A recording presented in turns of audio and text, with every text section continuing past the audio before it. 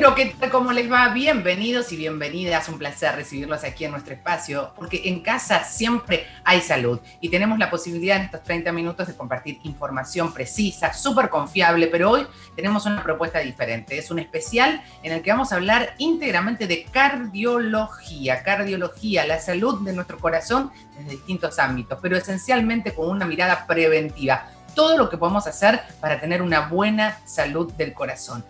Podés comunicarte, como siempre, al 011-3545-6043, @en Casa Salud OK o @niparatore. Hoy voy a tener un invitado especial de lujo, nuestro queridísimo Guido Bergman. Bienvenido, Guido. ¿Cómo estás? Hola, Nati. ¿Cómo estás? Muy buenos días. ¿Todo bien? Muy contenta porque realmente en la televisión es muy poco habitual poder tomarnos un tiempo para hablar de la salud de nuestro corazón. Un corazón que en definitiva es crucial para la vida. No, por supuesto. La verdad que el corazón es uno de los órganos vitales, junto con el cerebro, digamos que son los dos órganos fundamentales que nos mantienen conectados con el mundo y en permanente salud. Pero también es importante tenerlo en cuenta porque la principal causa de muerte en el mundo son las enfermedades cardiovasculares. Entonces claro, hay que darle mucha atención al corazón, teniendo en cuenta que por año, nosotros nos asustamos del COVID y está bien, pero anualmente mueren entre 18 a 20 millones de personas por problemas cardiovasculares. Y tengamos en cuenta pandemia. Que el COVID... Claro. Terrible. Entonces, el COVID se ha llevado 5, 6 millones de muertes, que son terribles, porque encima es una enfermedad transmisible, pero el tema de lo cardiovascular hay que darle mucha atención y sobre todo porque durante la pandemia mucha gente le dejó de prestar atención a la parte cardiovascular. Por eso es tan importante que hablemos de esto.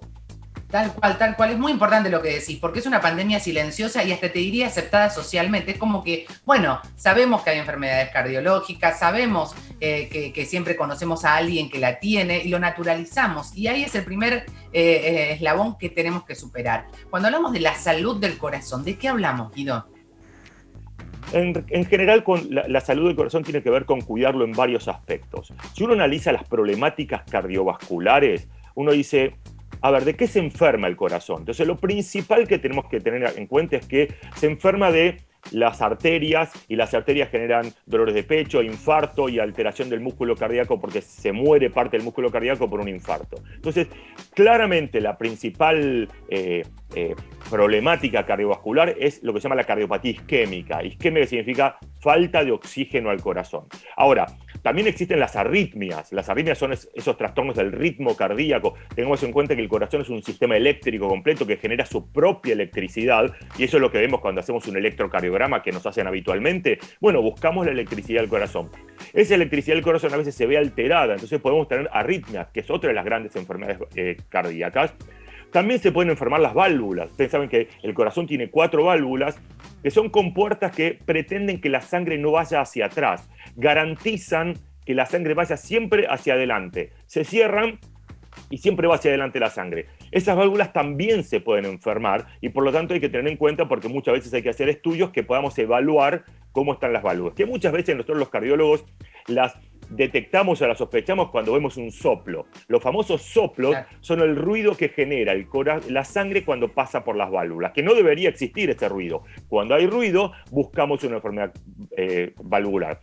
Y lo último, que habitualmente sí existen, son las enfermedades del músculo cardíaco. Es lo que llamamos miocardiopatías. A veces son porque el músculo se pone más grueso, a veces es porque se dilata, a veces porque se infiltra una sustancia en el medio, que son menos frecuentes, pero que también existe como parte del universo de la problemática cardiovascular. Ahora, lo que más impacta es esa enfermedad de las arterias, que van tapando progresivamente las arterias, que llamamos ateroesclerosis, y que vemos en pantallas esas placas de colesterol que se meten en las arterias y las van cerrando, y eso genera falta de oxigenación al músculo cardíaco. Y eso es lo principal que tendríamos que hablar.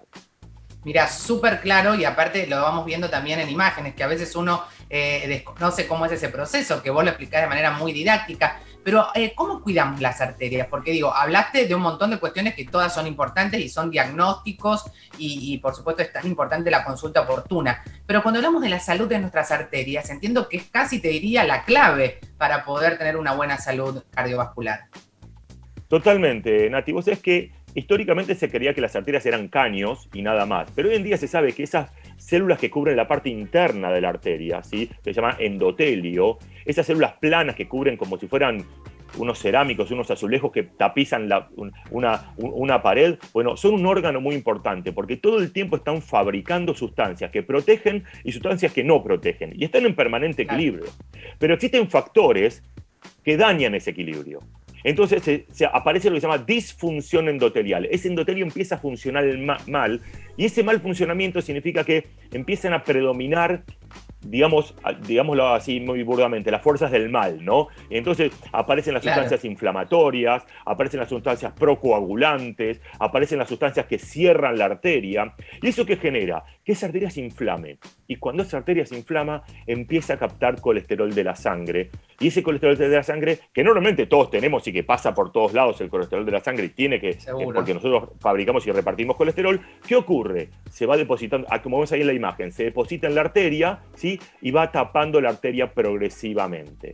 Y eso genera que la arteria vaya cerrándose y el aporte de oxígeno en los tejidos es mucho menor. Todas las arterias del cuerpo se pueden enfermar, pero claro, si queremos cuidar esas arterias, tenemos que saber qué inflama la arteria, cuáles son los factores que tapan esas arterias. Y ahí ¿cuáles son esos factores de riesgo? Claro. Bien, perfecto. Es eso. ¿Cuáles son los factores de riesgo? Los factores de riesgo. Que los tenemos al alcance de nuestra mano, Guido, y que a veces no les damos bolilla, pero que tenemos que tener plena conciencia, que existen un montón de factores de riesgo que hacen que esto que vos nos manifestabas sea más probable de que nos suceda. Totalmente. Mirá, no solamente a veces no le damos bolilla, sino a veces no sabemos ni que los tenemos, que es peor todavía. Exacto. Entonces, mucho peor. Hay algunos factores de riesgo, como ahí vemos en pantalla, que son los factores de riesgo que no podemos modificar, que nos tocaron y están. O sea, el paso del tiempo. Obviamente que es mucho más probable que una persona de 70 años tenga enfermas las arterias comparado con una persona de 20. O sea, el paso del tiempo en sí mismo daña las arterias. Obviamente que el hombre tiene más riesgo que la mujer, el sexo masculino, pero la mujer, ojo que después de la menopausia, progresivamente va igualando el riesgo del hombre. Es decir, que la mujer premenopáusica tiene cierta protección hormonal. Y después, obviamente, los antecedentes familiares. ¿Qué significa?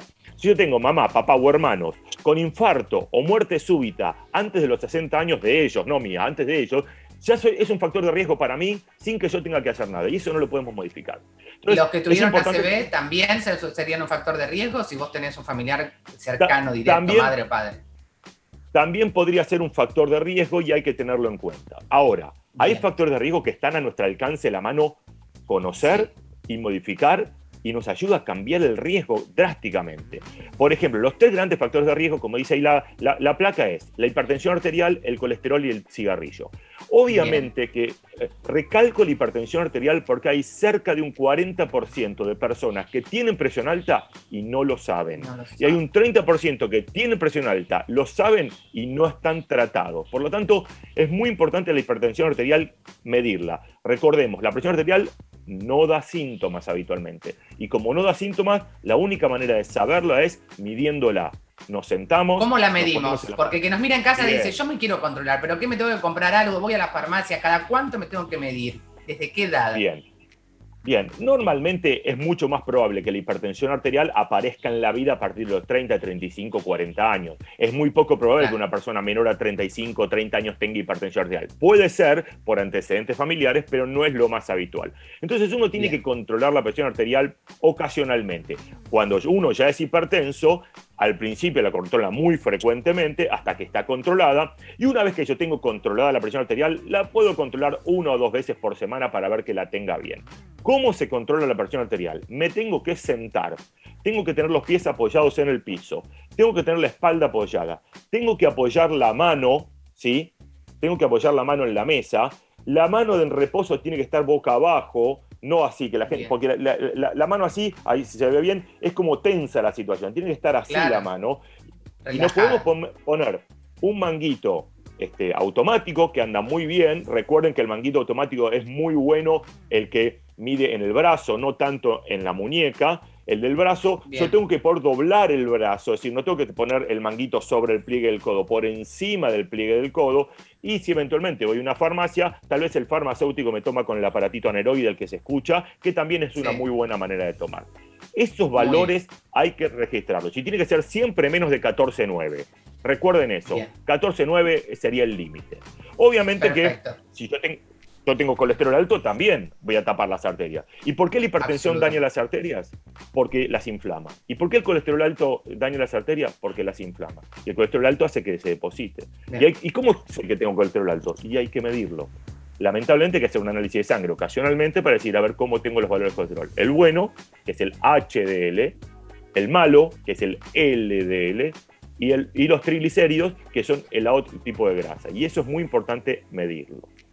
El otro factor de riesgo, como vemos ahí en la placa, es el tabaquismo. El tabaco es un factor de riesgo muy importante, muy prevalente. En Argentina fuma el 22% de la población aproximadamente, o 25% de la población. Ha bajado, pero tiene que bajar un poco más. Claramente en otras épocas estamos mejor. El sedentarismo y el estrés, por supuesto, que son un combo fatal. Es algo que no recomendamos y que nos lleva la vida de consumo, nos lleva a eso, ¿no?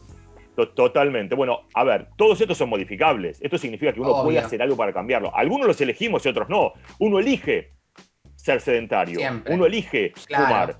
Pero uno no elige tener presión alta o colesterol. ¿Por qué es importante el tema de no ser sedentario? Porque el ejercicio para los médicos es nuestro comodín.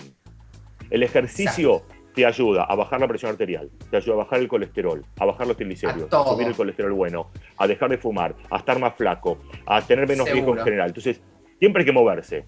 Ahora vamos a hablar de la actividad física en un ratito, que lo vamos a tener ajustado. Pero antes vamos a una pregunta del público que te la compartimos, Guido, a ver de qué se trata para poder también empezar Bien, mirá la de Sandra. Sandra de Tucumán dice, ¿cuánto afecta la obesidad al corazón? Que era uno de los factores de riesgo modificables, la obesidad, ¿no?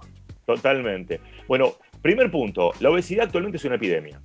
En los últimos registros de los factores de riesgo de Argentina, el sobrepeso se mantuvo estable y lo que fue aumentando drásticamente fue la obesidad. Tengamos en cuenta que entre obesidad y sobrepeso tenemos un 60% de la población que tiene obesidad o sobrepeso. Esto es un factor de riesgo muy importante. ¿Por qué? Porque el que tiene sobrepeso y obesidad tiene presión más alta, tiene triglicéridos y colesterol más alto, tiene prediabetes o diabetes, tiene mayor impacto de insuficiencia cardíaca, tiene mayor impacto de daño del músculo cardíaco, ¿sí? Todo eso, ese combo, genera que el riesgo sea muchísimo mayor. Por eso, la obesidad es algo que hay que tener en cuenta y hay que tener todos los mecanismos para poder bajarla y controlarla. Pero recordemos una cosa, no solamente el sobrepeso, pesar más de lo que uno mide, ¿sí? Que hay una ecuación para eso que es el índice de masa corporal, pero ojo con la panza. Nosotros los cardiólogos medimos la panza de los pacientes. Sí, ¿por qué? Porque el perímetro de cintura me marca el riesgo de grasa visceral. Yo puedo ser flaco, tener un índice de masa corporal normal, pero tengo mucha panza. Claro. Y esa panza me da riesgo. Mira, cuando hablamos de panza, de obesidad, nosotros tenemos a la genial María de Los Ángeles, la doctora María de Los Ángeles Sánchez Calvín, que la suma a esta conversación. ¿Cómo estás, María de Los Ángeles? Bienvenida. Médica especialista justamente en obesidad y psiconutrición. Hola, ¿cómo te va? ¿Cómo andan? Muy bien, hablábamos de la obesidad, María de Los Ángeles, y justamente de este factor de riesgo tan fundamental para nuestro corazón. Es un tema que nosotros abordamos siempre con vos, pero recién nos decía Guido, la importancia de poder mantener un equilibrio en la masa muscular y que a los cardiólogos les preocupa la panza. ¿Qué podemos hacer respecto a este cuidado tan importante para la salud del corazón? Bien, me encantó, Guido, lo que dijiste porque me viene perfecto para esta palabra que es a la que tenemos que ir a tratar de sacar: inflamación. Todo lo que nos contó Guido del tejido, de lo que le pasa en las arterias, de la presión arterial cuando hay sobrepeso y hay obesidad, en el aumento del tejido adiposo a nivel del abdomen, es inflamación. Entonces, ¿a dónde apuntamos desde la nutrición? A bajar esa inflamación, a prevenir que aparezca esa inflamación. ¿Cómo lo vamos a hacer? Vamos a buscar alimentos antiinflamatorios, vamos a buscar alimentos antioxidantes, vamos a buscar movimiento del paciente. Pero bueno, demos algunos tips para prevenir esto. Tenemos que tener en cuenta que en la alimentación tenemos que tener, por ejemplo, nueces. ¿Por qué? Porque nos va a dar fibratos, porque nos va a dar antioxidantes, porque nos va a ayudar a mantener ese colesterol de la mejor manera posible. No son la panacea, no son milagrosas, pero sumemos 10 nueces por día. Miren, la placa me ayuda. Chocolate negro, sí, 70%, 80%. Es un antioxidante natural. Mira, lo tengo que aplaudir al chocolate porque es uno de los mejores antioxidantes que tenemos. Nos ayuda al descenso de esta inflamación. Sumemos frutas y verduras. A ver, nosotros sabemos que las frutas son antioxidantes, 3 por día. Tratemos que esas frutas sean algunas con mucho jugo, como son los cítricos, y otras 2 que sean más fibrosas, que sean más un kiwi, una pera, una banana, que nos sube un poquito más. Saquemos, erradiquemos la sal. No necesitamos sal. Todos los alimentos tienen la sal necesaria. ¿Por qué le sumamos sal? Porque lo sentimos acá, lo palatamos acá, porque a alguien se le ocurrió ponerlo y ahora nosotros creemos que si el alimento no tiene sal, no tiene gusto. No. Podemos, María de los Ángeles, podemos suplirlo quizás por otros condimentos, que hay un montón. La pimienta, por ejemplo, si te gusta comer con picor o sabroso, ¿podría funcionar en ese caso? No solo, exacto, Nati, pero no solo le podemos poner un montón de especies, también, por ejemplo, podemos sellar la carne para que quede con esa costrita que le da más gusto. Es cuestión de reeducar la boca, de reeducar las papilas gustativas. Aprovechemos para sumar especies que son superalimentos, como la cúrcuma, como el jengibre. Eso nos ayuda un montón a darle sabor, ¿no? Absolutamente. Pero en los los ultraprocesados está cargado de sal, ahí Guido lo veo, dice, los ultraprocesados no van para la gente que quiera cuidar la salud del corazón, porque es lo que decís vos, María de los Ángeles, tienen un montón de aditivos que no sabemos de qué se trata. Guido. No sabemos de qué se trata y sabemos que son altos en sodio. Exacto, eso sí lo sabemos, que está alto en sodio, y eso perjudica muchísimo el corazón. Totalmente. Fíjense que el 70% del sodio que nosotros comemos ya viene con los alimentos. No hace falta agregarle sal a la comida. En una época, cuando había en el oeste de la Argentina el bocio, y la sal se usaba para incorporar el yodo, pero ahora no hace falta. Entonces, nos acostumbramos a comer con sal. Nosotros comemos habitualmente 12 gramos de sal por día. Deberíamos comer 5.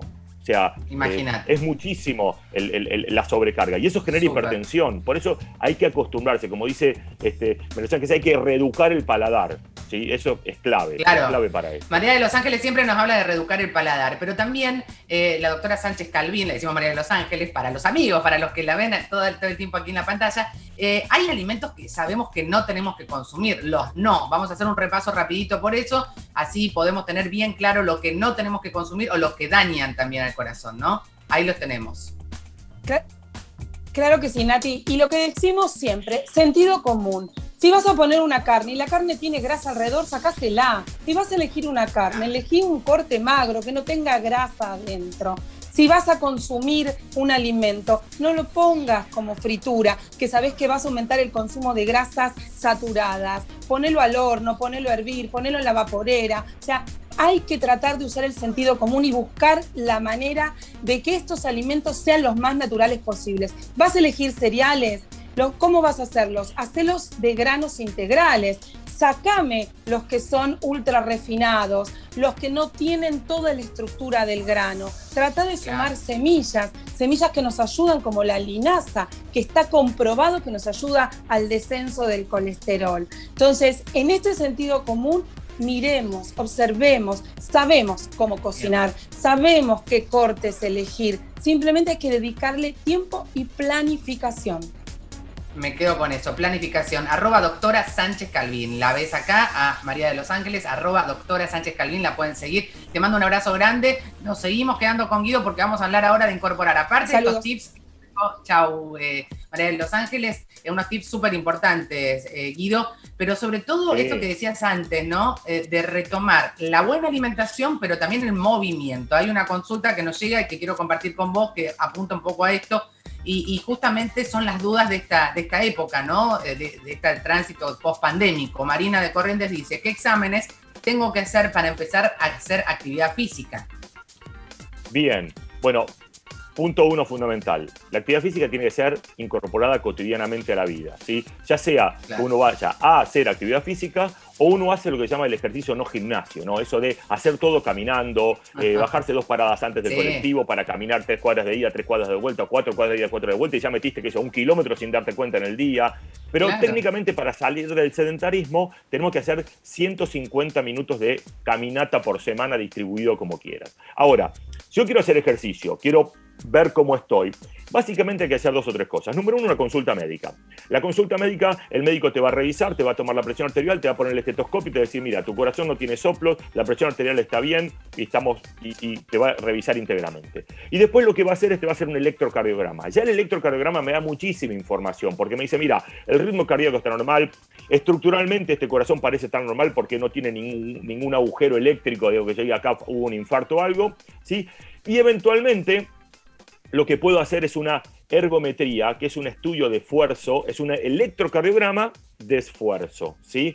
Y que yo con eso puedo observar cómo responde tu presión arterial al esfuerzo, cómo responde tu electrocardiograma al esfuerzo, cómo responde tu frecuencia cardíaca al esfuerzo. Y con eso yo ya tengo un panorama bastante general.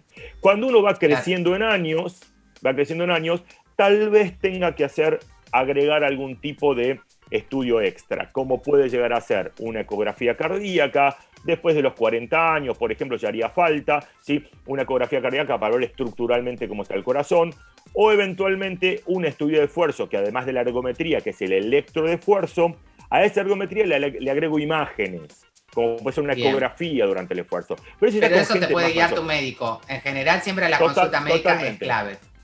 Con consulta, electro y eventualmente una ergometría, ya tengo un panorama enorme para poder definir cómo y cuánto hacer ejercicio. Y eso es fundamental. Eventualmente un análisis de sangre para ver si no estoy anémico, ese tipo de cosas, ¿no? Exacto, es un control anual completito que te salva seguramente de un montón de cuestiones, pero además te salva tener siempre una buena guía que nos oriente, esto que decías vos, recién Guido, de, bueno, hago la caminata, no tengo tiempo de ir al gimnasio, pero hay algunos ejercicios y algunas decisiones que puedo tomar aunque no quiero ir al gimnasio. Para eso está ya con nosotros, te voy a presentar al queridísimo Justo Aón. No sé si me estás escuchando, Justo, bienvenido. Acá estamos con Guido, hablando de la salud de nuestro corazón y queríamos, por supuesto, sumarte a esta charla. ¿Cómo te va?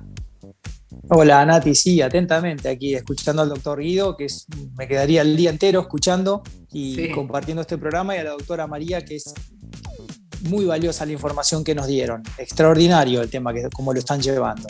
Hablábamos con Guido y con María de Los Ángeles, por supuesto, también respecto a la alimentación. Pero ahora Guido nos decía, bueno, ¿querés caminar mientras no podés ir al gimnasio? ¿Querés al salir del sedentarismo, que es fundamental? ¿Cómo arrancamos? ¿Cómo hacemos? ¿Qué consejos prácticos y concretos podemos poner en práctica, en marcha, no? Bueno, tomando en cuenta los ejemplos que daba el doctor recién, que es muy apropiado poder utilizar aquellos momentos del día en los que podamos hacer algo que sea caminando, limpiando la casa, limpiando los vidrios, recogiendo las hojas del jardín, cortando el pasto, todo aquello que le robemos al día en forma de movimiento, que según la Organización Mundial de la Salud se divide entre actividad física y ejercicio. Actividad física es aquello que está, como decía el doctor recién, bajarse 3 cuadras antes del colectivo, subir en el ascensor hasta el 5.º, si vivo en el 7.º, lavar el auto, todas esas cosas se pueden considerar actividad física. 30 minutos por día, 150 minutos por semana, 10.000 pasos al día, es lo que se recomienda como actividad física. Como ejercicio ya es algo reglado, estructurado, periodizado, programado, que tiene un volumen, una intensidad, una cantidad de series y una cantidad de repeticiones, que es lo que estamos viendo aquí. Por ejemplo, corridas en ir y volver es una buena actividad cardiovascular. Hacer estos elípticos que están en los parques públicos, esta carrera de ida y vuelta, como les decía recién, hacer natación, hacer caminatas. Aproximadamente 10.000 a 12.000 pasos por día es un buen volumen. Aquellos que pueden practicar un deporte recreativo y que están en forma, pero vamos a darle a la gente un tip más, algo muy importante, que es cómo medir nuestra frecuencia cardíaca y cómo saber desde cuándo y hasta cuántas pulsaciones el corazón debe entrenar, que eso es algo muy importante. Fundamental. Para poder no pasarnos hacerlo, ¿no? Tampoco, no pasarnos. Exactamente. Para medir la frecuencia cardíaca de una forma muy simple, utilizamos 2 dedos en la arteria carótida, nunca el pulgar porque tiene pulso propio. A mí me gusta tomar 6 segundos y agregarle un 0 al resultado. Si en 6 segundos cuento 12, le agrego un 0, serían 120 pulsaciones. Esta medición, si bien es muy práctica, tiene más margen de error. La otra es tomar 15 segundos y multiplicar por 4. También se puede hacer poniendo la mano sobre la parrilla costal. De esta forma podemos saber que el corazón es entrenable desde las 120 pulsaciones hacia arriba. De las 120 pulsaciones hacia las 200, 220 según el alto rendimiento, podemos entrenar a un corazón. Por debajo de las 120 pulsaciones, el corazón está en recuperación y esto nos sirve para saber si queremos trabajar en una zona aeróbica, en una zona superaeróbica o en una zona anaeróbica, que es lo que se llama deuda de oxígeno, que es cuando forzamos la máquina al máximo. Por supuesto, para eso tenemos que estar bien preparados porque es un entrenamiento o una competición de alto nivel. Por eso el doctor Guido nos explica que tenemos que hacer los controles, que es la ergometría de esfuerzo, la analítica de sangre y orina, tener el chequeo cardiovascular completo para prevenir cualquier causa que se pueda prevenir dentro de lo prevenible o de lo que es previsible, y después dejar el resto a la planificación de los entrenadores, a los especialistas en ejercicio, que somos los profesores, que decimos, bueno, ¿cuánto? ¿Para qué querés entrenar? ¿Qué querés bajar? Los factores de riesgo, el síndrome metabólico, hay que mejorar los factores modificables, vamos a hacer esta actividad, vamos a mechar caminata con trote, con natación, con deporte recreativo, y vas a trabajar el corazón en estas frecuencias cardíacas, inclusive los hipertensos, que a nosotros, cuando empezamos a estudiar hace 30 años atrás, la Organización Mundial de la Salud nos daba una fórmula que decía 220 menos la edad es el máximo al que el corazón debe entrenar, el máximo de pulsaciones. Entonces vos decías 220 menos 50, a tanto puedo llegar. Hoy ya se comprobó que esa fórmula nos queda en desuso y las nuevas investigaciones científicas de la medicina nos dicen que hasta un hipertenso reactivo al esfuerzo entrena mejor el corazón si le hacemos esfuerzos intervalados o intermitentes de más intensidad. Esto el doctor va a saber hablar con más propiedad que yo todavía de esto.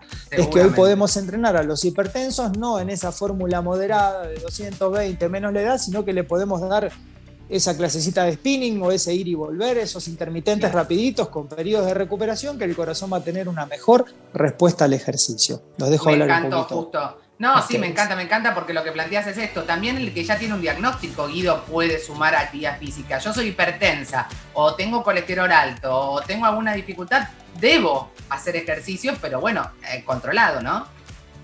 Por supuesto, como te decía antes, el ejercicio es nuestro comodín, pero hay que controlarse, porque cuando uno ya tiene una afección cardiovascular, muchas veces necesita aprender cuáles son sus propios límites, cuál es la frecuencia cardíaca máxima de la cual no me puedo pasar, cuál es la presión arterial de la cual no me puedo pasar.